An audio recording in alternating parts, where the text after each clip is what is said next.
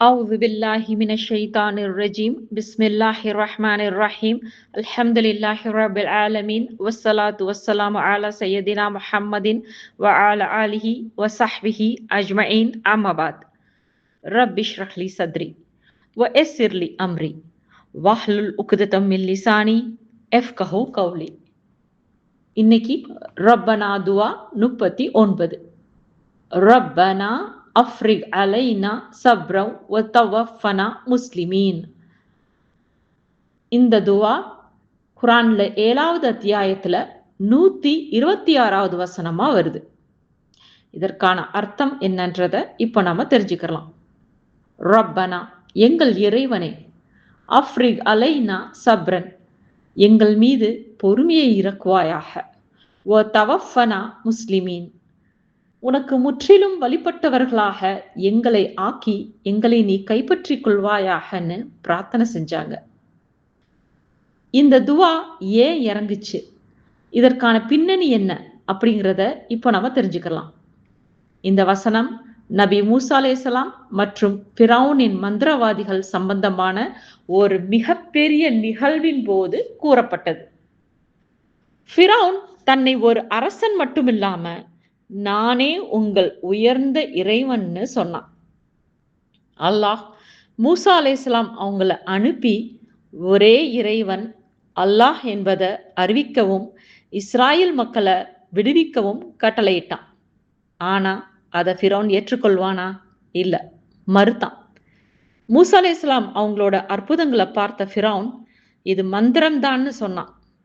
அதனால அந்த நாட்டில் உள்ள சிறந்த மந்திரவாதிகளை அழைச்சு ஒரு பெரிய பொதுக்கூட்டத்துல போட்டி வச்சான். இந்த சம்பவம் 111வது வசனத்துல இருந்து 126வது வசனம் வரை விவரிக்கப்படுது. மந்திரவாதிகள் தங்களுடைய கயிறுகளையும் கோல்களையும் வீசினாங்க. மக்களோட கண்களுக்கு அது பாம்புகள் போல தோணுச்சு. மக்கள் பயந்தாங்க. அல்லாஹ் மூசா அலைஹிஸ்ஸலாம் தன் கையில் வைத்திருந்த தடியை வீசுமாறு கட்டளையிடுறான்.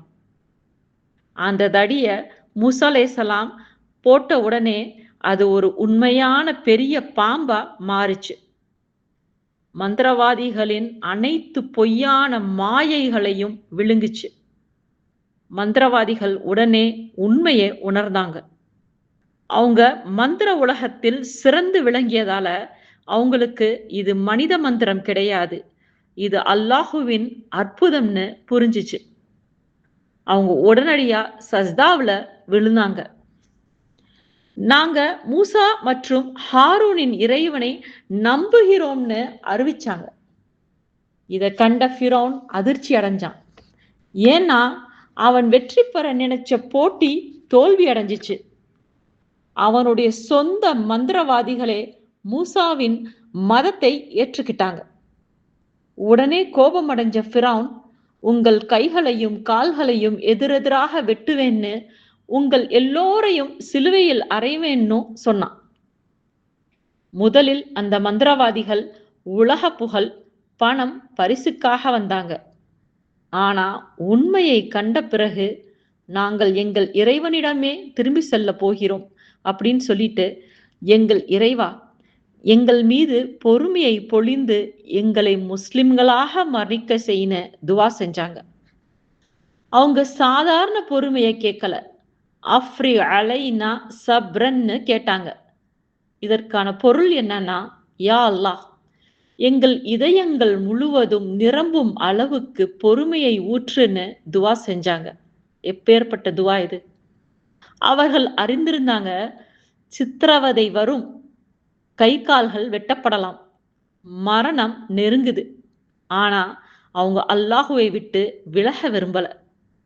இந்த வேதனையின் போது தங்களுடைய ஈமான் தளர்ந்து விடக்கூடாது என்பதற்காக முஸ்லிம்களாக மரணிக்க செய்ய துவா செஞ்சாங்க.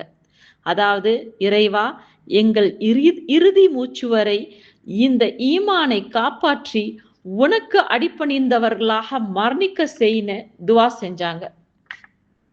தப்சீர் அறிஞரான இப்னு கசீர் தன்னுடைய தப்சீர்ல குறிப்பிடும்போது மந்திரவாதிகள் காலை நேரத்தில் காபிர்களாக இருந்தாங்க. ஆனா மாலை நேரத்திற்குள் அல்லாஹுவின் நேசத்திற்குரிய ஷஹீதுகளாக மாறிட்டாங்க. இதுதான் ஈமானின் மிகப்பெரிய அதிசயங்கள்ல ஒண்ணுன்னு குறிப்பிடுறார். இந்த வசனம் நமக்கு சொல்லும் பாடம் என்னன்னா, உண்மை என்று தெரிந்தால் அதனை உடனே ஏற்க வேண்டும். மந்திரவாதிகள் தங்களுடைய புகழை தியாகம் செஞ்சாங்க. உண்மைய தேர்ந்தெடுத்தாங்க. அவங்க ஈமான் கொண்ட பின் சில நிமிடங்களிலேயே மரண அச்சுறுத்தலை சந்திச்சாங்க. இந்த துவாவ நம்முடைய சோதனையான காலகட்டத்துல கேட்க வேண்டிய துவா.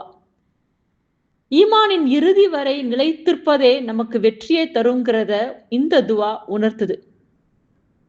மந்திரவாதிகள் ஃபிரௌனின் உலக பரிசை இழந்தாங்க.